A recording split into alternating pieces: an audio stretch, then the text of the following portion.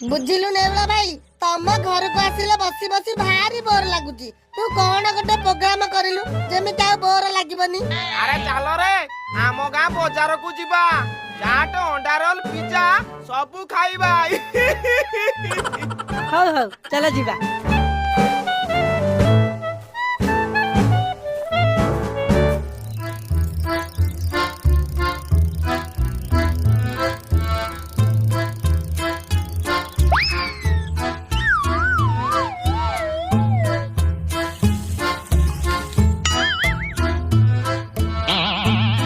भाई आज आम गाँ मुकुंद अजा पुअर बाहागर भोजी चलची काली से गाँ भोजी करथला आज गेस्ट मानक पई बफेटे भोजी करची बा तू चलनु आमे सेठी खाई आसीबा चले।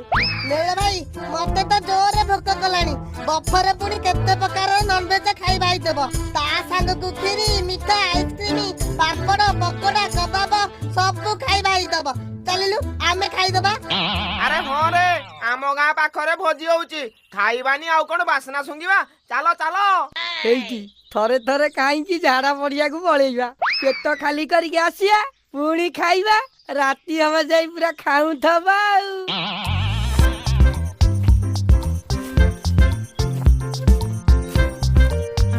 ए बिले कुआडे पसी जाउचो कुआडे कोन बा भीतर परा भोजी चलची आमे भोजी खाइबा को जाउचु। एठी धर्मशाला भोजी चलनी सार ताको रिलेटिव आउ गेस्ट मानको पई पाटी रखिसंती तम भली मळी मुंडिया मानको पई बफेट भोजी दिया जायनी कोन। अरे हे आमे मळी मुंडिया नुह सकाळू नई रे 2 घंटा जाए मुंडरे सांपो लगेई बुड़ेई बुड़ेई मुंड धोइचु हला।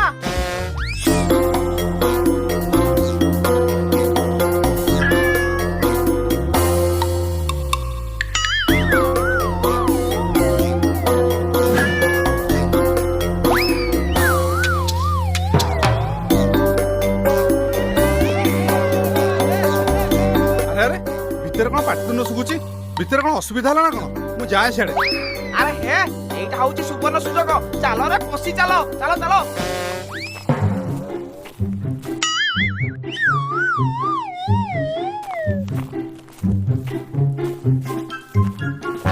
अरे हे तमको पूरा मना करथिली भितर को आसिया पई आसिक थाली धरी पकेलन चलो चलो बाहर को।